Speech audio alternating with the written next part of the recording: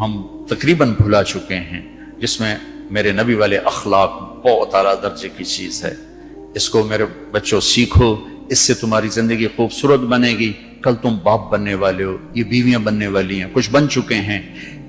ایک ساتھ زندگی کے لیے میرے نبی والے اخلاق کے بغیر گزارا نہیں ہے۔ صرف پیسے سے زندگی نہیں گزرتی، شکل و صورت سے زندگی نہیں گزرتی، شکلیں بھی اپنی جاذبیت ختم کر دیتی ہیں کچھ عرصے کے بعد، اور پیسے کی کھنک بھی انسان بھلا دیتا ہے جب رویے غلط ہوتے ہیں، جب رویے سخت ہوتے ہیں۔ مجھے ایک کھربوں پتی آدمی کی بیگم ملی، کھربوں پتی، کروڑوں اور کھربوں پتی آدمی، اور بیٹھتے ہی رونا شروع کر دیا۔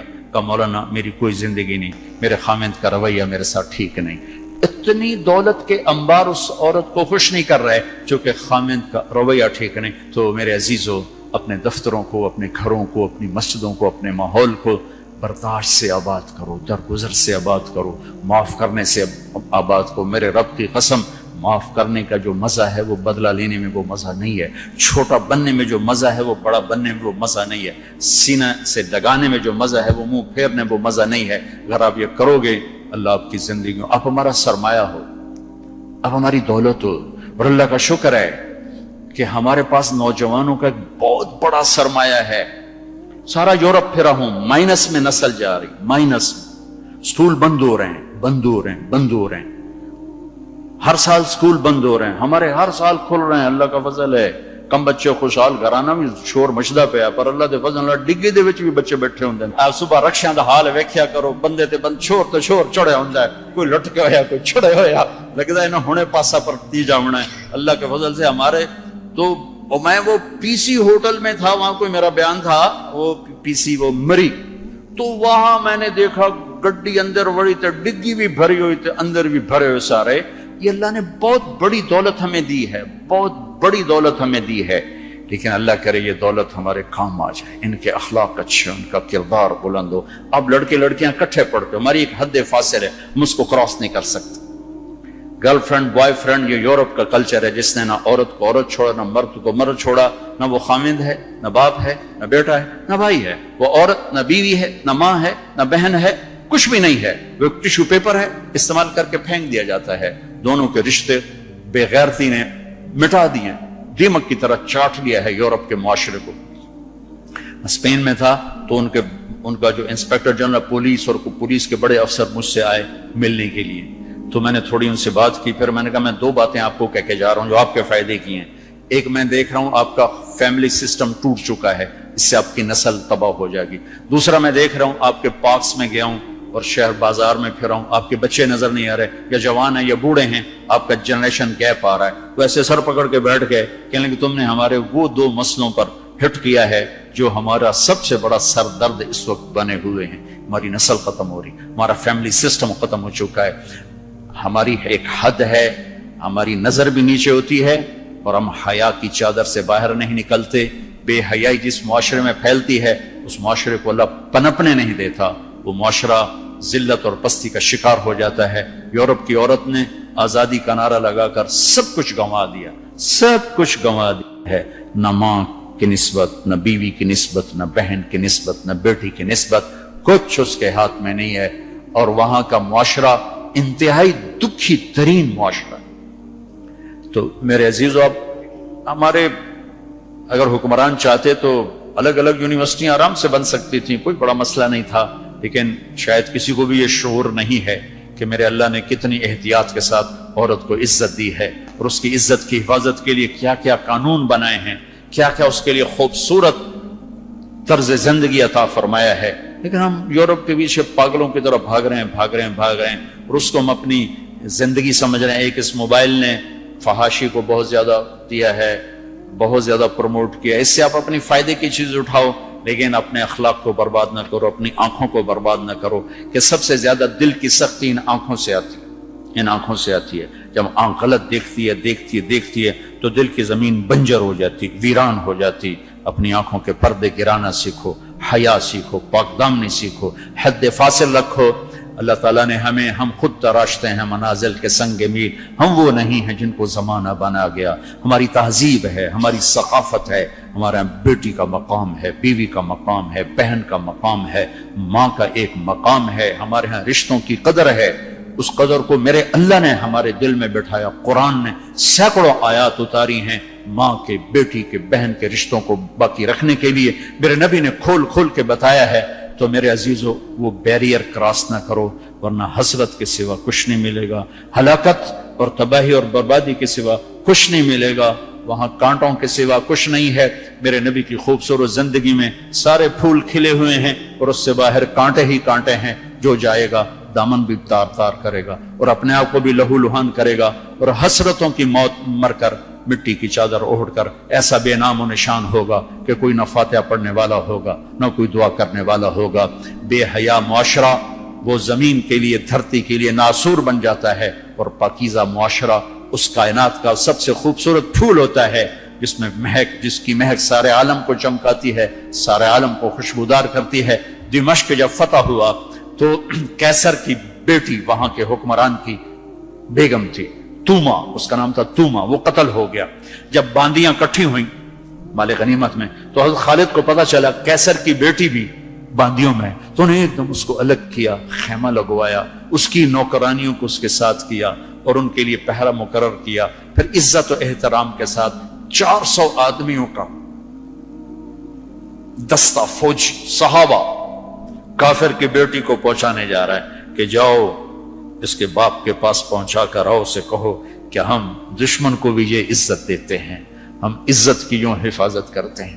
یہ 400 مقدس ترین انسانوں کا قافلہ ایک کافر کی بیٹی کو پہنچانے کے لیے بارڈر تک گیا. انطاکیہ آج کل ترکی میں ہے. جب کیسر کی بیٹی نے بتایا نا کہ میرے ساتھ خالد بن ولید نے یہ سلوک کیا ہے، اور مسلمان روزانہ اخبار میں عزتیں لوٹی ہوتی ہیں. لوٹنے والے امریکہ سے نہیں آئے، انڈیا سے نہیں آئے، اسرائیل سے نہیں آئے، فرانس سے نہیں آئے، اپنے ہی ہیں. ماؤں نے جن کے چھوڑ دیا، باپ نے کمائی کے چکر میں بتانا بھی چھوڑ دیا، تو درندے بن کے باہر نکل آئے، وحشی بن کے باہر نکل آئے. یہ کوئی امریکہ کی سازش ہے؟ روزانہ عزتیں لٹ رہی ہیں. جب کیسر کو پتا چلا، اس کی بیٹی نے بتایا، تو کیسر رونے لگا اور اس نے کہا جس قوم کے یہ اخلاق ایک دن آئے گا کہ میرے اس تخت کے بھی مالک ہوں گے جس پر میں آج بیٹھا ہوا ہوں. اور 6 مہینے بعد وہ ہوا. اللہ نے انطاکیہ بھی صحابہ کے قدموں میں ڈالا. میرے عزیزو، ہماری ایک عزت ہے، ہماری ایک ناموس ہے، ہماری آنکھ بے حیا نہیں ہوتی.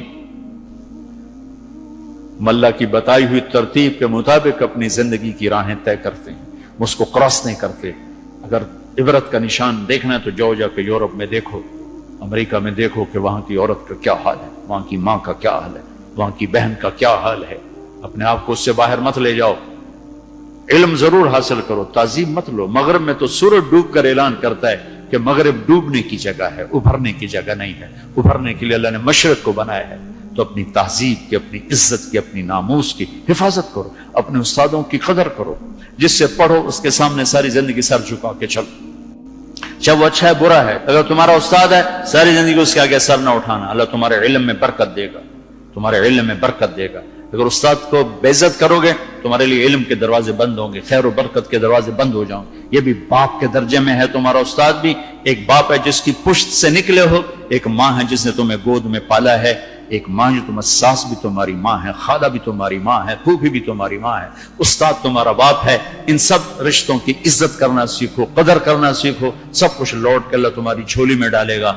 تمہیں خوبصورت زندگی گزار کر جب اللہ کی بارگاہ میں پہنچو گے تو اللہ کے محبوب کے ہاتھوں سے جام میں کوثر سب سے پہلے پلائے جاؤ گے، اور عزت کے ساتھ اللہ کی جنت میں داخل ہوگے، اور اللہ پاک کے دربار میں عالی مقام لے کر ہمیشہ کی زندگی پاؤ گے. یہ تو دکھوں کا جہان ہے. تم خود سوچو، جب آدمی آبزرویشن میں بیٹھا ہو تو سکھی ہوتا ہے کہ تنگ ہوتا ہے کہ یار وی سی صاحب دیکھ رہے ہیں، یار وی سی صاحب دیکھ رہے ہیں، یہ کیمرہ فٹ ہے، یار کیمرہ فٹ ہے، یار کیمرہ فٹ ہے، یار کیمرہ لگا ہوا ہے. میرے اللہ کے کیمرے یہ 2 کرامن کاتبین ہر وقت ہمیں آبزرویشن میں لیے بیٹھے ہیں.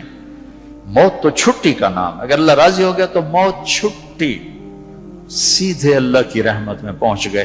तो सारे बच्चे इसकी नियत करो, इरादे करो, अल्लाह से मांगो, वो खूबसूरत जिंदगी लेकर जाओ जिस पर फिर ये सारे मजे अल्लाह आगे तुम्हें खाने के भी पूरे कर दे, शादी के भी पूरे कर दे, घरों को भी पूरे कर दे, और इज्जत के भी हो जाएं, कामयाबी के भी हो जाएं, अल्लाह पाक से लेने वाली भी बन जाओ। 5 फुट नाला से की करना है, ये तो हम घिसते घिसते 5 फुट के होके रह गए।